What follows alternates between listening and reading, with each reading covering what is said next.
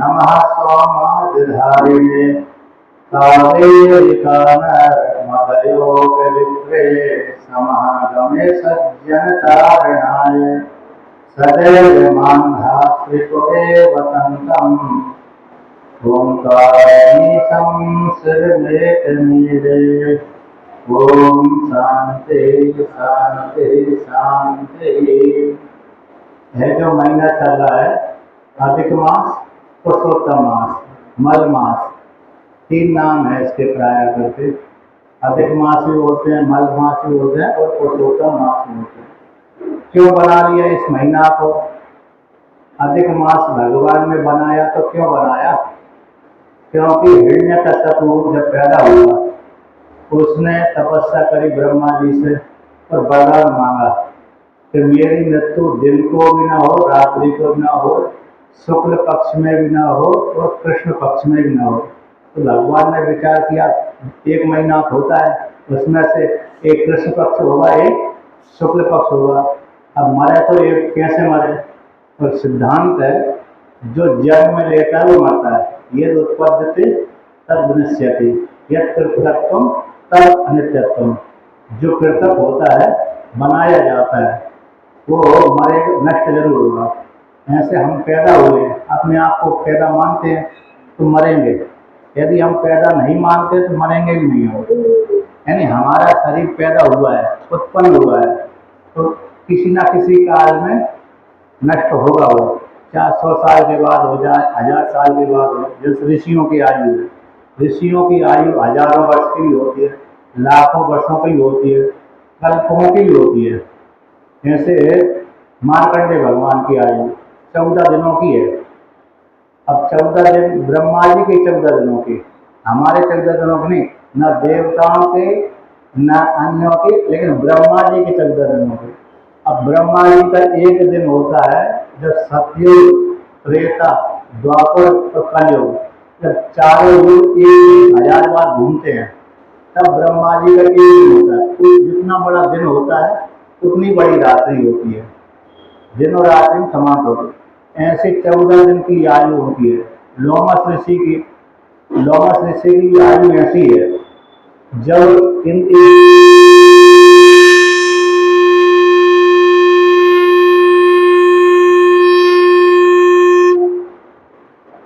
जब थोड़ा कम कर दीजिए, जब एक इंद्रदेव बदलता है, इंद्रदेव का, तब लोमस ऋषि का एक बाल नष्ट होता है, गिरता है। लोमस ऋषि की आयु इतनी है कि एक बाल गिरेगा तो समझ लो एक इंद्र देवता की आयु समाप्त हो गई। अभी लोमस ऋषि के मात्र घुटने की बाल निकले हुए हैं, घुटने के पूरे शरीर के बाल तो बचे हुए हैं। तो लेकिन फिर भी इनकी मृत्यु होगी, इनकी मृत्यु जरूर होगी, किसी न किसी कल्पों में जरूर होगी।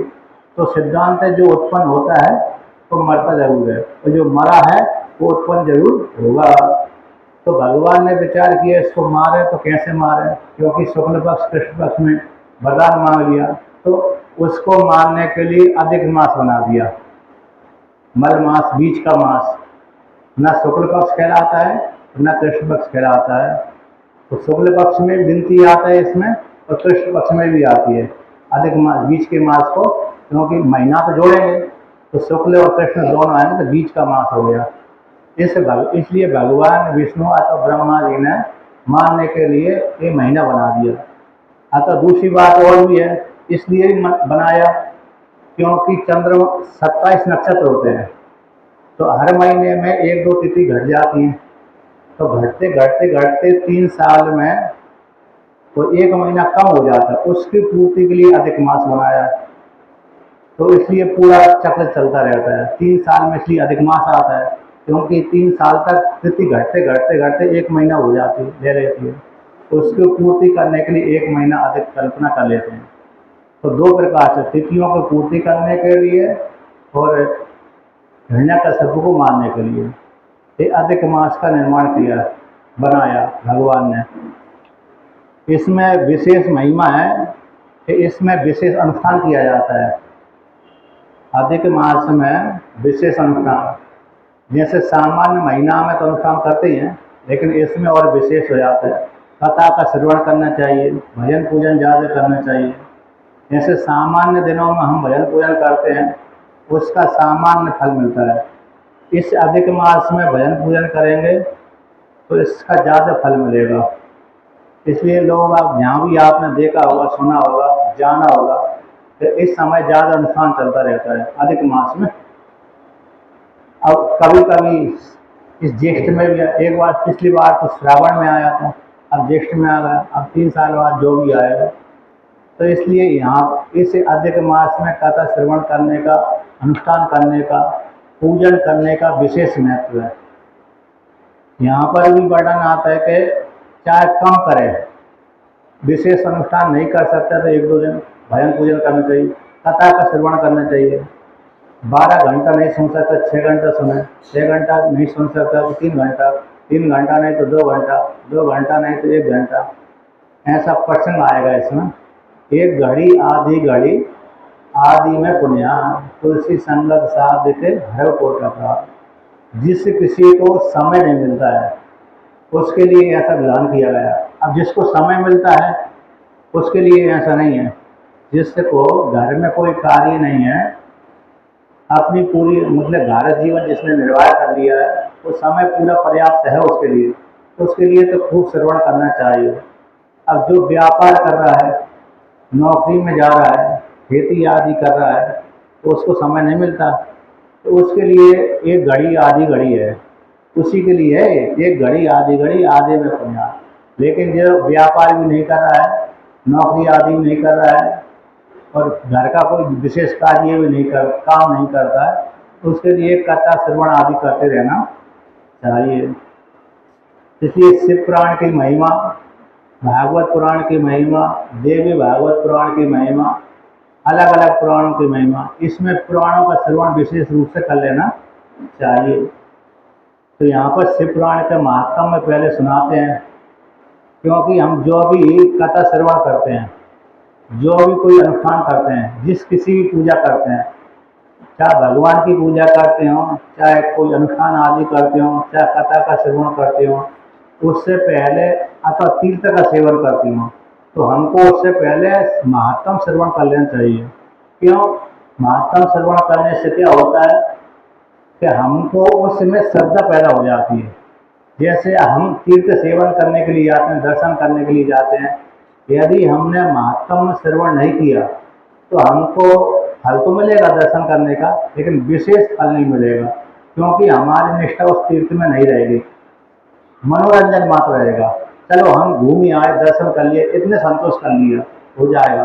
लेकिन हमने जब महात्म श्रवण कर लिया तो उसका विशेष फल मिलेगा।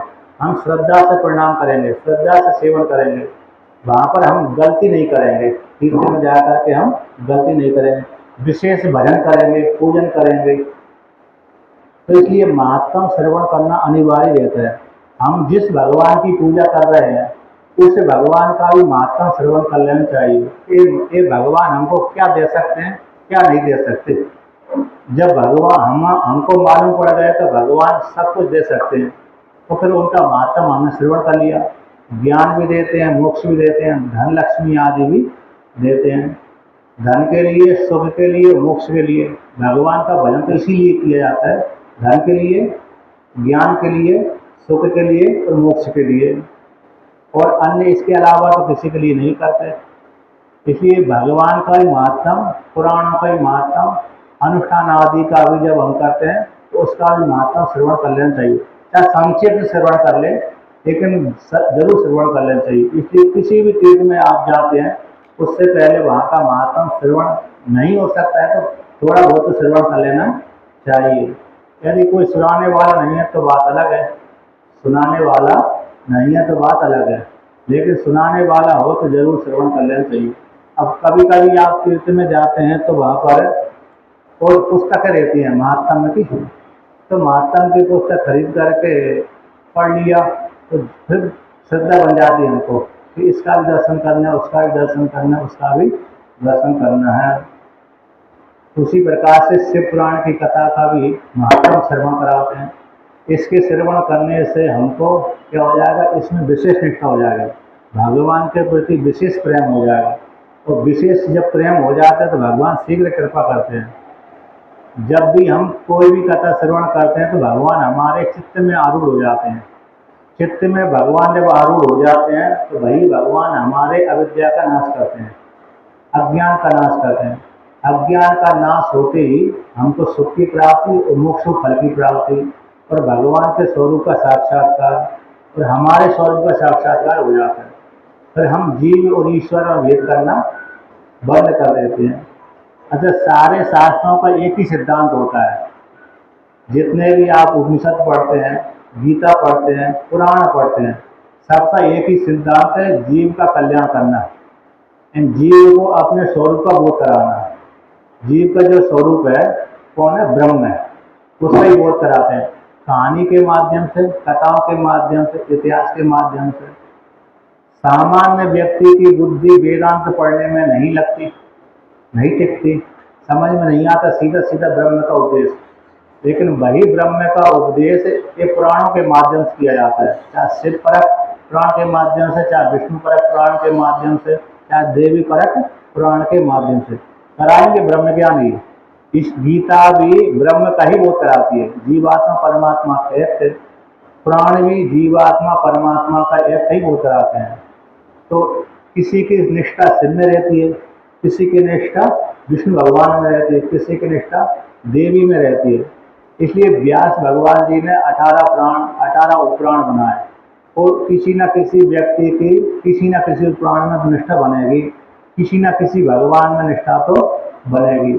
तो उस भगवान के प्रति विशेष पूजा पाठ करने से, उसी कथा श्रवण करने से वही आत्म तत्व की प्राप्ति हो जाती है, जो उपनिषदों में वर्णन किया है, जो गीता में वर्णन किया है। इसी सारे पुराणों का, सारे ग्रंथों का एक ही लक्ष्य है, जीव का कल्याण करना, जीव को मुक्ति प्रदान करवाना। उसी प्रकार से यहाँ पर भी है, हे सूत महाप्राज्य सर्व सिद्धांत वित्रवो आख्यायी में कथा सारम पुराणानाम विशेषतः।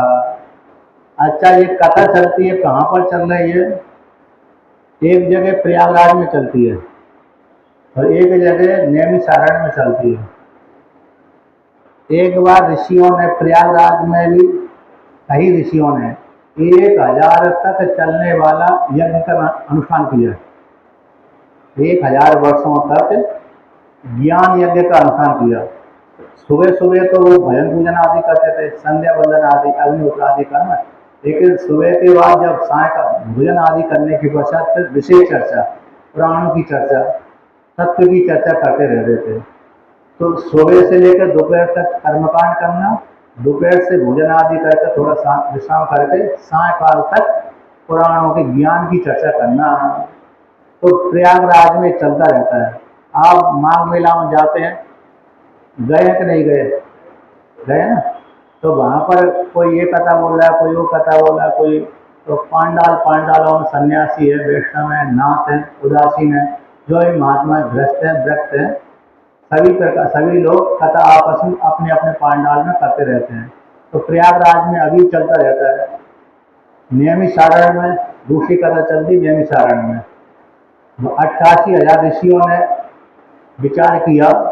जब कलयुग आने वाला था तो सारे ऋषि ब्रह्मा जी के पास चले गए और कहा, हमारे लिए कोई ऐसा एक निर्धारित स्थान बताइए जहाँ पर हम भजन पूजन कर सकें, जहाँ पर कलयुग का विशेष प्रभाव हमारे ऊपर न पड़ा है। तो ब्रह्मा जी ने एक सुदर्शन नेम छोड़ दिया, चक्र छोड़ दिया।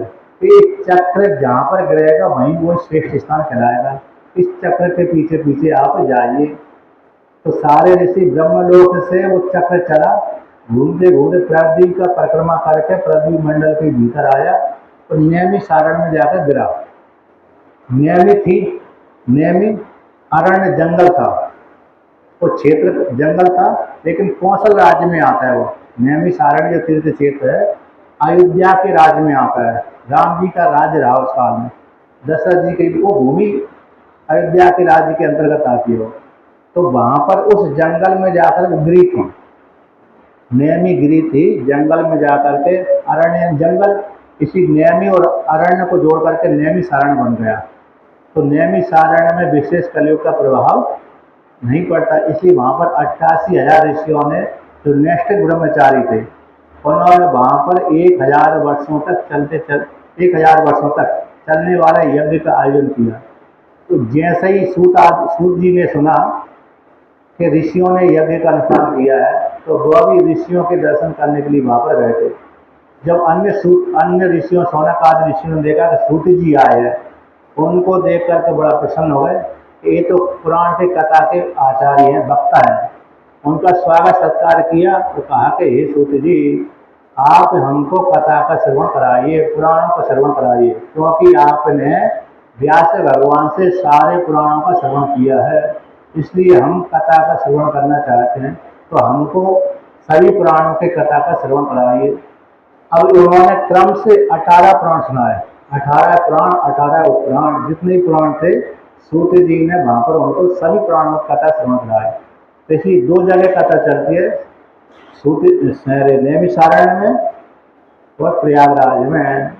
तो कल्प भेद को लेकर के है, इसलिए यहाँ पर शौनक आदि ऋषियों ने पूछा कि हे सूत जी, हे महाप्राज्ञ, बुद्धिमान, महाप्राज्ञ कब होंगे? जब हमको भूतकाल का भी ज्ञान रहेगा, वर्तमान काल का भी ज्ञान रहेगा, भविष्य काल का भी ज्ञान रहेगा, और विशेष रूप से आत्म तत्व का ज्ञान रहेगा। यदि आत्म तत्व का ज्ञान नहीं है तो महाप्राज्ञ नहीं कहलाएंगे। तो इसलिए महाप्राज्ञ का अर्थ हो गया भूतकाल, भविष्य काल, वर्तमान काल, तीनों कालों का ज्ञान होता हुआ ब्रह्म का ज्ञान हो ना, ईश्वर का ज्ञान होना, ब्रह्म का ज्ञान होना, अपरोक्ष साक्षात्कार जिसने किया है उसको महाप्राज्ञ बोलते हैं। इसलिए महाबुद्धिमान, आप सारे शास्त्रों के सिद्धांत को जानने वाले हैं, इसलिए आप पुराणों को जो कथा सार है विशेष रूप से हमको सुनाइए। अर्थात हम आपके मुखारविंद से पुराणों की जो सार है, कथाओं का जो सार है, उस सार को श्रवण करना चाहते हैं, जिसको सुन करके हम कृतकृत हो जाएं। जैसे दूध का सार क्या है? घृत।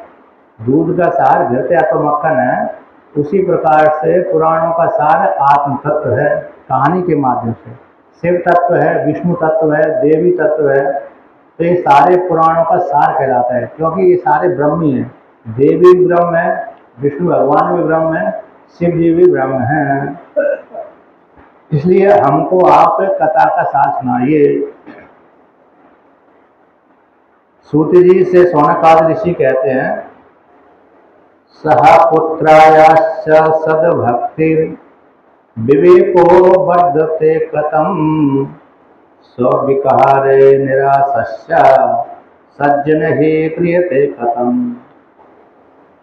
सूत जी शौनकादि ऋषि पूछते हैं कि पुत्रों के सहित भक्ति, पुत्रों के सहित भक्ति से कैसे विवेक ज्ञान हमारा बढ़ेगा? भागवत महापुराण में ज्ञान वैराग्य भक्ति के पुत्र कहलाते हैं। ज्ञान और वैराग्य किसके हैं? भक्ति के पुत्र। क्योंकि भक्ति करेंगे तो उससे ज्ञान भी बढ़ेगा, ज्ञान भी उत्पन्न होगा और वैराग्य भी उत्पन्न होगा।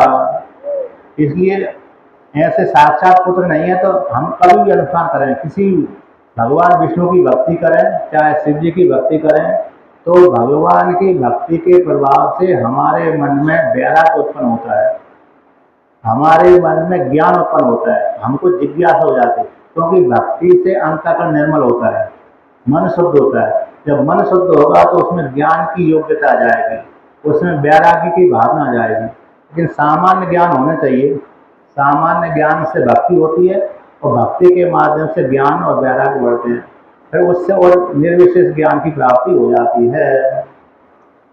सामान्य ज्ञान से भक्ति, भक्ति से ज्ञान वैराग्य की उत्पत्ति, उस ज्ञान वैराग्य के माध्यम से विशेष ज्ञान, आत्म तत्व का ज्ञान। इसलिए सूत जी शौनक जी पूछते हैं कि पुत्रों के सहित भक्ति से कैसे ज्ञान की वृद्धि होती है और कैसे सज्जनों के द्वारा अपने विकार का निराश हो जाता है।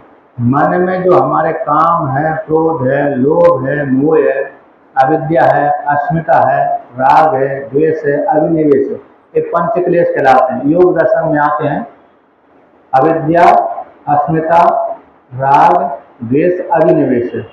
अविद्या यानी अज्ञान, मैं जीवात्मा हूँ, करता हूँ, भोगता हूँ, सुखी हूँ, दुखी हूँ, स्त्री हूँ, पुरुष हूँ। ये जो ज्ञान है ये अज्ञान ही कहलाता है, क्योंकि हम न स्त्री हैं न हम पुरुष हैं, लेकिन हम कौन है? परमात्मा है। लेकिन अविद्या के कारण हमने अपने को स्त्री और पुरुष माना है, जीव माना है। और जीव मान लिया तो कर्ता भोक्ता भी मान लिया, तो कर्ता भोक्ता जब हमने मान लिया तो हम सुखी दुखी भी होने लगे। तो ये अविद्या हो गई। अविद्या अस्मिता, अस्मिता यानी अहंकार, मैं कर्म करने वाला हूँ, मैं भोगने वाला हूँ। तो ऐसा जो मानना हो अस्मिता कहलाता है। अविद्या अस्मिता राग है।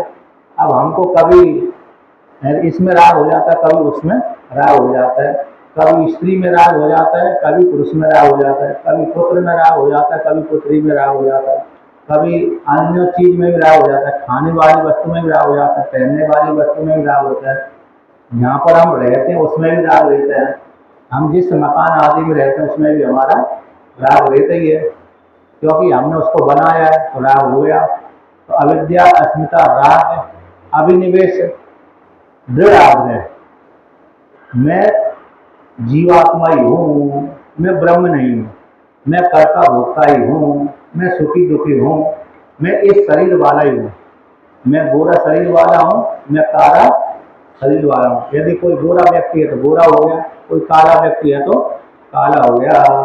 तो जो दृढ़ इस शरीर में दृढ़ अभ्यास कर लिया, दृढ़ भावना कर ली, मैं स्त्री हूँ, मैं पुरुष हूँ, ये अभिनिवेश कहलाता है। तो ऐसे जो अविद्या अस्मिता राग द्वेष, द्वेष है हमारी इच्छा पूरी नहीं हो पाई, हम बाजार में कोई वस्तु लेने के लिए गए, हमारी राग था उस वस्तु में, लेकिन हमारे सामने ही उस वस्तु को किसी दूसरे व्यक्ति ने ले लिया, तो जिसने लिया उसके प्रति राग हो जाता है। अथवा हम जो भोग भोगने वाले थे उस भोग को दूसरे व्यक्ति ने क्या विघ्न डाल दिया, तो हम उस भोग को नहीं भोग पाए, तो जिसने विघ्न डाला उसके प्रति हमारा द्वेष हो जाता है। तो अविद्या हो गई, अविद्या अस्मिता राग द्वेष अभिनिवेश दृढ़ आग्रह, यानी इस शरीर को ही आत्मा मानना और इसको मान करके जन्मने वाला मरने वाला माना, ये पंच क्लेश कहलाते हैं। योग दर्शन में विशेष आते हैं। तो ये पंच क्लेशों की निवृत्ति किससे होती है? इस पुराणों की श्रवण करने से, ज्ञान वैराग्य के माध्यम से, भक्ति के माध्यम से, भक्ति के माध्यम से, ज्ञान वैराग्य के माध्यम से और विशेष आत्म तत्व के माध्यम से। और भगवान की भक्ति के द्वारा ज्ञान वैराग्य की उत्पत्ति, भक्ति के माध्यम से निर्मल ज्ञान की उत्पत्ति, निर्मल ज्ञान के द्वारा पंच क्लेशों की निवृत्ति, और पंच क्लेशों की निवृत्ति होना ही जीव को मोक्ष फल की प्राप्ति हो जाती है। अतः जीव अपने को जान लेता है, मैं असंग कूटस्थ परमात्मा हूँ। यही पुराणों का सिद्धांत है। यही पुराण इसी प्रकार से भक्ति के माध्यम से, इतिहास के माध्यम से, कहानी के माध्यम से, पूजा पाठ आदि के माध्यम से भगवान बताना चाहते हैं, जीव का कल्याण करना चाहते हैं। अब सूत जी से शौनक आदि कहते हैं, जीवाश्चः असुरतः प्राप्तः प्रायो घोरे कलह बिह तस्य संशोधने किं हि विद्यते परम आयनम। कलयुग आया, सतयुग में प्राय करके व्यक्ति ध्यान करते हैं, जप करते हैं, समाधि लगाते हैं। कलयुग में प्राय करके, ऐसा नहीं कि कलयुग में पाप नहीं करते हो, कलयुग में ही पाप करते हैं। जैसे मतलब कह रहा सतयुग की है, तो सतयुग में प्राय करके ध्यान करते हैं, तपस्या, बड़ी कठोर तपस्या करते हैं, ध्यान है, समाधि है और विशेष अनुष्ठान आदि है, विशेष जप है। ये सतयुग का कर्म है, ध्यान करना, सत्य बोलना, ध्यान करना, समाधि लगाना। तो वहां पर ज्यादा सत्य बोलते हैं, इसी के प्रभाव से व्यक्ति स्वर्गलोक चला जाता है। अब सतयुग में पाप नहीं करते, ऐसी बात नहीं है। अर्थात सतयुग में ही पाप होता है। जैसे कलयुग में पाप होता है, वैसे सतयुग में भी लोग पाप करते हैं, लेकिन कम करते हैं, क्योंकि सतयुग में झगड़ा नहीं होता था। देवता देवताओं के साथ झगड़ा करते हैं, देवते देवताओं के साथ, एक राजा दूसरे राजा के साथ झगड़ा करते हैं, अब एक गांव में रहते हैं तो लोग आपस में जैसे कलयुग में झगड़ा होता है गांव गांव वालों का, परिवार वालों का, ऐसे सत्युग में भी होता है लेकिन कम होता है। लेकिन सत्युग में भी पाप होता है लेकिन कम मात्रा में, कम मात्रा में सत्युग में पाप, लेकिन अधिक मात्रा में पूर्ण होता है। तो सत्युग में प्राया करके सत्य बोलते हैं प्राय, और ध्यान अनुष्ठान और समाधि आदि में रहते हैं, कठोर तपस्या होती है। त्रेता आ जाता है तो उसमें कठोर तपस्या भी होती है, समाधि कम हो जाती है, पूजा प्रधान हो जाती है। भगवान की अर्चना, मूर्ति बनाना, तो मूर्ति बना करके पूजा करना, मंदिरों के निर्माण ज़्यादा होने लगते हैं। सत्युग में तो मंदिरों के निर्माण कम होते हैं क्योंकि व्यक्ति जंगल में चला जाता है, ध्यान लगाता है, समाधि लगाता है, तो मंदिरों का निर्माण कम होता है। त्रेता आने पर मंदिरों का निर्माण खूब होने लगता है, तो भगवान की पूजा पाठ हो जाता है।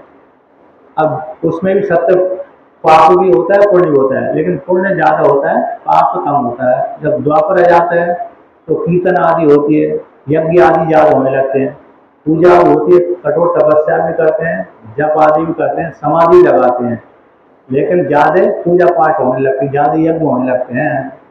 इस युग में भी पाप कर्म होते हैं लेकिन कम मात्रा में होते हैं। अब जैसे ही कलयुग आ जाता है तो कलयुग अपना प्रभाव बताता है, तो कलयुग में ज़्यादा पाप कर्म होते हैं, पुण्य कर्म कम हो जाते हैं। गिने पुण्य पुण्य कर्म होते हैं लेकिन पाप की मात्रा अधिक बढ़ जाती है। और क्योंकि कलयुग का यदि पाप की मात्रा ज़्यादा न बढ़े तो कलयुग आए ना। कलयुग का प्रभाव है कि पाप बढ़ाना और पुण्यों का ह्रास करना। तो कलयुग में ज़्यादातर व्यक्ति शरीर में आसक्त होते हैं, असुर भाव को प्राप्त हो जाते हैं। असुर होते हैं प्राण को, प्राणों में जो रमण करता है उसको असुर बोलते हैं, यानी अपने शरीर में रमण करता है। ये शरीर ही सब कुछ है, शरीर से इतर दूसरा कुछ वस्तु नहीं है। क्योंकि इस शरीर को लेकर के व्यक्ति नौकरी करता है, मजदूरी करता है, नौकरी करवाता है, धन कमाता है, व्यापार करता है, अन्य अन्य कार्य इसी शरीर को निमित्त बनाकर करता है। इसलिए इसी शरीर में ज़्यादा शक्ति हो जाती है, इसी शरीर में ज़्यादा रमण करने के कारण असुर कहलाता है। और इसलिए ज़्यादा पुण्य नहीं करता, कम पुण्य करता है। यदि भी पुण्य देखने में आता है, कहीं कहीं देखने में आता है, लेकिन ज़्यादातर व्यक्ति पुण्य कर्म नहीं करते। अब कितनी अरब करोड़ों संख्या है, अरबों संख्या है, कितनी अरब होगी पूरे विश्व में, लेकिन पुण्य कर्म कम करने वाले होते हैं, पाप कर्म ज़्यादा करने वाले होते हैं। भक्ति करने वाले होते हैं, सत्य बोलने वाले होते हैं, सत्य है, दान है, यज्ञ आदि करने वाले होते हैं, पुण्य कर्म करने वाले होते हैं, भजन पूजन आदि करने वाले होते हैं, लेकिन कम मात्रा में, लेकिन पाप कर्म ज़्यादा करने वाले होते हैं। इसलिए सूत्री सोनक आदि ऋषि कहते हैं कि कलयुग, घोर कलयुग के आने पर, अभी तो घोर नहीं आया, अभी तो शुरुआत ही है, कलयुग का संज्ञान चल रहा है। कलयुग की जो आयु है 4,32,000 है, 4,32,000 है, एक कलयुग की आयु कहलाती है। इसमें तो मात्र 5,000 बीती है। कलयुग की आयु कितनी हो गई अभी? 5,000 वर्ष तक, 5,000 से व्यतीत हो गए, यानी 5,000 आयु समाप्त हो गई। और 4,32,000 है, और 4,32,000 में जब कितने हैं? हाँ, 4,27,000 होते, मतलब कितनी कितनी जब आधा कलयुग बीत जाएगा तब कितना घोर घोर कलयुग आने पर, घोर तो लास्ट लास्ट में आता है, तब प्राय करके, यहाँ पर कहते हैं प्राय करके जीव असुर भाव को प्राप्त हो जाते हैं, यानी पशु जैसे हो जाते हैं, पशु पशु के जैसे व्यवहार करते हैं। इसी उस काल में जीवों को कल्याण कैसे होगा? अभी तो ठीक ठाक पुण्य पुण्य आदि करते हैं लोग, सामान्य रूप से पुण्य चल रहे हैं, लेकिन ज़्यादा घोर कलयुग आएगा, मध्य कलयुग आएगा, उस काल में तो व्यक्ति पूजा पाठ करना ही बंद कर देते हैं। ब्राह्मण आदि है, क्षत्रिय आदि है, उसी को ब्राह्मण कहेंगे जिसकी जनेऊ आदि रहेगा, जो जनेऊ डालेगा वही ब्राह्मण कहलाएगा। जो भली भली पूजन न करे लेकिन जनेऊ डालने से ब्राह्मण कहलाएगा, कितना ही है। इसलिए उस काल में वो सारे लोग वहाँ भजन पूजन करना बंद कर देते हैं, लेकिन करते हैं, ऐसी बात नहीं भजन पूजन ना करते हो। यदि भजन पूजन नहीं करेंगे तो बीज ही नष्ट हो जाएगा। बीज हमेशा बचा रहता है, पाप का बीज बचा रहता है, पुण्य का बीज बचा रहता है। यदा यदा ही धर्म से ग्लानि भवति भारत अभ्युत्थानम धर्म से तदात्मानं सृजाम्यहम्। जब जब हो धर्म की हानि बाड़ी असुर अधर्म अनुमानी। इसलिए जब धर्म की हानि होती है और अधर्म की वृद्धि होती है, उस काल में धर्म में बीज रूप से रहता है, तो भगवान जन्म लेते हैं। यदि भगवान जन्म नहीं ले रहे, अवतार धारण नहीं कर रहे, तो कोई ना कोई देवांश आता है, तो धर्म की वृद्धि करता है। इसलिए बीज अंश से बचा रहता है। तो पापी भी बचा रहता है। पाप पुण्य दोनों जोड़ा रहते हैं। पाप के बाद पुण्य, पुण्य के बाद पाप। यदि पाप ही पाप, कोई व्यक्ति पुण्य ही पुण्य करता रहेगा तो सभी सुखी रहेंगे, दुखी कोई नहीं रहेगा। जब दुखी कोई नहीं रहा तो एक दूसरे की मजदूरी कोई नहीं करेगा। एक दूसरे की मजदूरी करने के लिए तो कोई किसी गरीब को बनना पड़ेगा। हर व्यक्ति सेठ बन गए तो मजदूरी कौन करेगा? लेकिन मजदूरी करने के, सेठों की मजदूरी करने के लिए तो कोई ना किसी गरीब होना पड़ेगी। और गरीब किससे? पाप कर्म का फल है। गरीब होना, कष्ट भोगना पाप कर्म का फल है। इसलिए बीज दोनों ही रहेंगे, पुण्य का बीज रहेगा और पाप का बीज रहेगा। तो इसलिए हर युग में गरीब भी होते हैं, हर युग में अमीर भी होते हैं। इसलिए सारे गरीब भी नहीं होते, सारे अमीर भी नहीं होते। सरकार भी लाख कोशिश कर ले सभी को समान कर दे, हो ही नहीं सकता। अच्छा, जो सरकार भी कहती है कि हम सभी को समान करेंगे, लेकिन स्वयं ही अमीर हो जाते हैं। कहते तो हम सभी को समान भाव से करेंगे, सभी को बराबर करेंगे, लेकिन स्वयं धन इकट्ठा करके अमीर बन जाते हैं। बनते नहीं बनते? एक जो विधायक आदि होता है, एक बार विधायक बन जाए तो करोड़ों संपत्ति कमा लेता है। उसको नौकरी तो थोड़ी की है, थोड़े से पैसा मिलते हैं, ज़्यादा 1-1.5-2 लाख 2 लाख रुपए मिलते होंगे हर महीना के, लेकिन 5 साल में अरबों खरबों संपत्ति इकट्ठी कर लेता है। तो इस मुश्किल हो जाता है। इसलिए हर युग में गरीब होते हैं और हर युग में अमीर होते हैं। इसलिए पाप कर्म मतलब पाप कर्म के माध्यम से व्यक्ति गरीब हो जाता है, दुखी हो जाता है, और पुण्य कर्म के माध्यम से व्यक्ति अमीर हो जाता है, धनाढ्य हो जाता है, सुखी हो जाता है। इसलिए घोर कलयुग आने पर, जब घोर कलयुग आएगा तो व्यक्ति प्राय कर शरीर में ही आसक्त रहेंगे। उस काल में कहते जीवों का कैसा कल्याण होगा, क्योंकि शास्त्र तो हमेशा हितोषी रहता है। शास्त्र हमेशा जीव का कल्याण चाहता है। जैसे माता अपने पुत्रों का कल्याण चाहती है, उसी प्रकार से शास्त्र भी सभी जीवों का कल्याण चाहता है। चाहे पुराण हो, चाहे श्रुति हो, चाहे वेद हो, वो हमेशा सोचता रहता है। शास्त्र श्रुति सोचती रहती है किस प्रकार से जीव का कल्याण हो। उसी प्रकार से ऋषि भी सोचते रहते हैं किस प्रकार से जीवों का कल्याण हो। इसलिए ऋषियों को आवश्यकता नहीं है पुराणों की कथा श्रवण करने की, क्योंकि ऋषि तो पहले से ही ज्ञान ही देते हैं। जो ऋषि हैं, सौनक आदि ऋषि हैं, सूत जी आदि ऋषि हैं, ये स्वयं ज्ञानी हैं। ज्ञानी होने पर भी कथा का श्रवण करते हैं। क्यों? परोपकार के लिए। वो चाहते हैं कि हम जैसे श्रवण करें उसी प्रकार से दूसरे व्यक्ति भी श्रवण करें, जिससे हमारी परंपरा को देख करके दूसरे वाले व्यक्ति श्रवण करके आत्म कल्याण कर सके, सुखी हो सकते हैं। इसलिए प्रश्न करते हैं, पूछते रहते हैं, कथा श्रवण करते रहते हैं। नहीं तो ऋषियों को आवश्यकता नहीं है। क्यों? ऋषियों तो पहले से ही अपने आप को तत्व आत्मज्ञान कर लिए, तत्वबोध हो गया उनको। जिसको तत्वबोध हो जाता है उसको पुराण श्रवण करने की आवश्यकता की जरूरत नहीं रहती। पुराणों की कथा का श्रवण करने की तो उन्हीं को आवश्यकता है जिसको ज्ञान नहीं हुआ अथवा शांति प्राप्त नहीं हुई। शांति प्राप्त नहीं हुई उन्हीं के लिए पुराणों की कथा श्रवण करने की इच्छा होती, शांति प्राप्ति के लिए। कथा में क्यों जाते हैं व्यक्ति? शांति प्राप्ति के लिए। कभी कभी कथा में श्रवण करने के लिए इसलिए चले जाते हैं कि घर में परेशान हो जाते हैं। होते नहीं, घर में रहेंगे तो बच्चों को जान पड़ेगी, है कि नहीं, झाड़ू लगानी पड़ेगी। चलो कथा श्रवण करने जाते हैं तो बच्चों को खिलाफ नहीं पड़ेगी और झाड़ू लगाना नहीं पड़ेगी। और बहू कहेगी मेरी सास ससुर घर में पड़े रहते हैं, कथा श्रवण करने जाएंगे तो मेरे को शांति प्राप्त होगी। बोलती नहीं? कभी कभी तो बोलती हैं, ऐसी बात नहीं है। भले उजागर ना बोले, पड़ोसी से बोल ही देती हैं।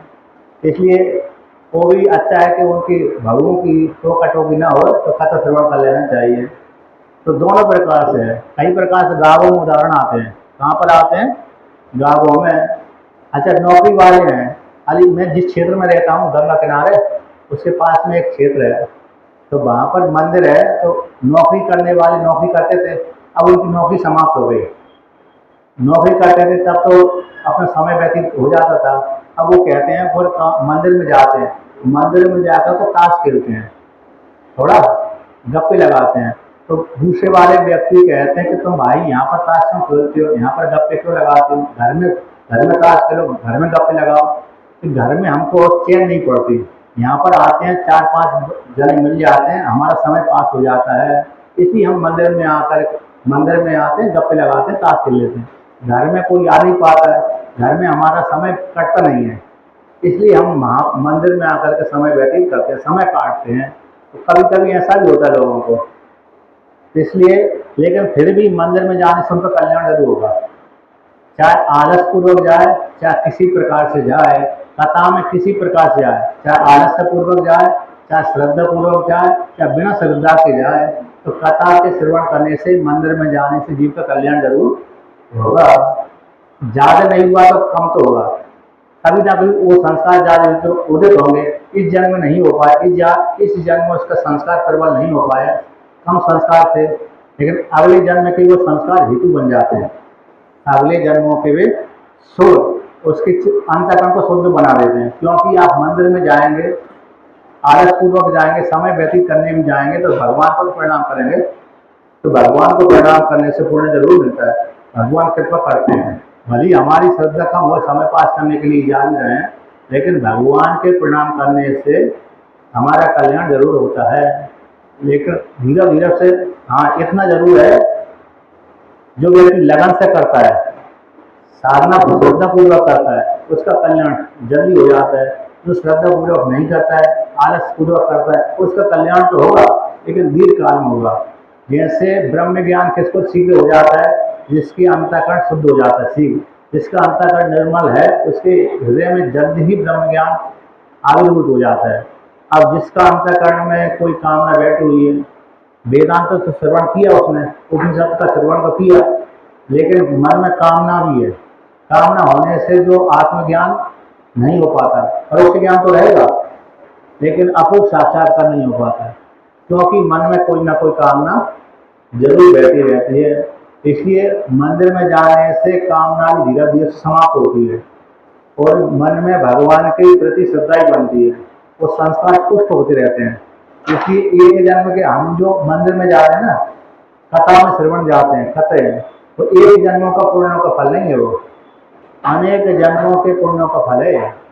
तभी हमको कथा श्रवण करने का अवसर प्राप्त होता है, तभी हम मंदिर में जा पाते हैं। तो कहते इस कलयुग में, घोर कलयुग आने पर उसका कहते जो परम आश्रय क्या है, उसका शोधन क्या है, जिससे जीव का कल्याण हो सके। जो श्रेष्ठ कल्याण करने में श्रेष्ठ साधन क्या है, जिसको व्यक्ति कर करके अपना कल्याण कर सके। जो भी वस्तु जो परम उत्कृष्ट वस्तु है, जो शिव कल्याण करने में भी कल्याण करने वाली उत्तम वस्तु है, जो पावन करने में परम पावन है, उस साधन को हमारे लिए उपदेश करिए। जिस साधन के माध्यम से अंतःकरण शुद्ध हो जाता है, उससे वो शिव की प्राप्ति हो जाती है, और जिसके अंतःकरण में शीघ्र भगवान बैठ जाते हैं, जिसका अंतःकरण शुद्ध हो जाता है, ऐसा साधन को उपदेश करिए। ऐसा सूत जी से शौनक आदि ऋषियों ने पूछा। सूत जी भी कहते हैं कि हे मुनि, आप धन्य हैं, आपको कथा श्रवण में प्रीति है, आपको यद्यपि आप ज्ञानी है, फिर भी आपको कथा श्रवण में बड़ा प्रेम है, रस आता है।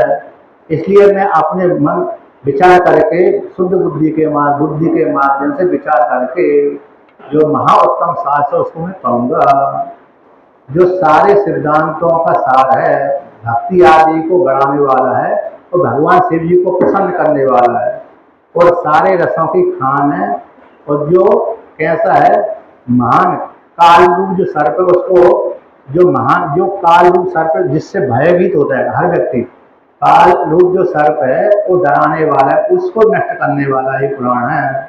वो भगवान शिव जी का जो पुराण है, शिव के द्वारा कहा गया है। किसके द्वारा? भगवान शिव जी के द्वारा ही उद्देश्य किया है। ऐसे पुराण को मैं श्रवण कराऊंगा। कहते हैं इस पुराण को सबसे पहले शिव जी ने अपने पुत्र को कहा, संत कुमार को सुनाया, तो संत कुमार ने व्यास भगवान को सुनाया, तो व्यास भगवान ने इस पुराण को संक्षेप से वितरण करके हम लोगों के सामने रख दिया। क्योंकि सारे पुराणों का रचयिता कौन है? व्यास भगवान है। किसी न किसी ऋषि से उन्होंने सुना है।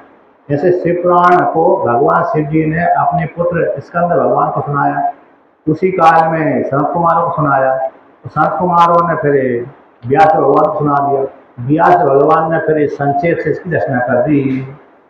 पहले तो श्रवण मुख से सुनाया, कानों के द्वारा श्रवण कर लिया, व्यक्ति के हृदय में बैठ गया। लिपि नहीं थी, पत्र के रूप में नहीं था, पुराण के रूप में, ग्रंथ के रूप में नहीं था, मन में बैठा हुआ था। जिसकी बुद्धि मेधावी है वो नहीं भूलता था, और जिसकी बुद्धि कमजोर है भूल जाता था।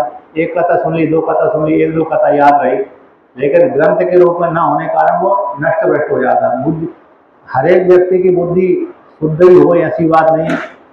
हाँ, 8 दिन तक बात याद रहेगी, 15 दिनों तक याद रहेगी, महीने भर बाद फिर भूल जाता व्यक्ति।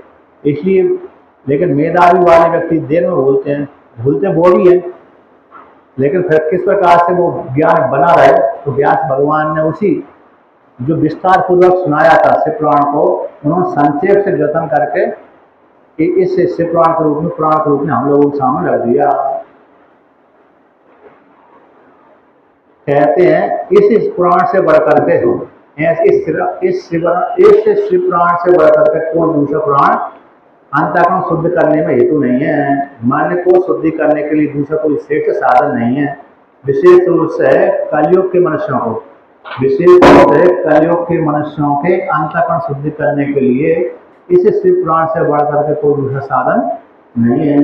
अब यहाँ पर वर्णन करते हैं किस व्यक्ति को शिव पुराण में प्रीति उत्पन्न होती है, उसी को लेकर कहते हैं जन्मांतरे भवेत पुण्यम महत्तस्य सुधीमितः तस्य प्रीतिर् भवेत् तत्र महाभाग्यवतो मुनिः।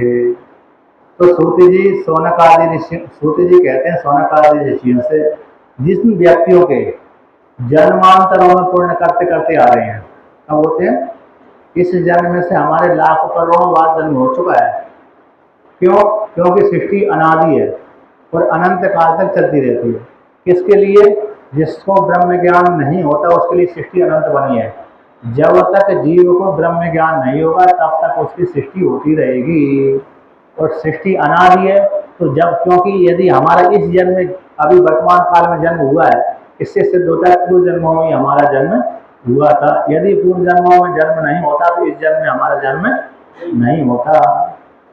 आपने शिव महिमा सुना होगा, शिव महिमा, लेकिन एक बपुष प्रादुर्भावा धनुमितमिदं जन्मनि पुरारे न पापी क्षणमपि भवन्तं प्रणतवान् नमन मुक्ता संप्रत्यहमतनु अग्रेपनतिमान इति सा क्षंतव्यम तदिदं परादा द्वयमपि।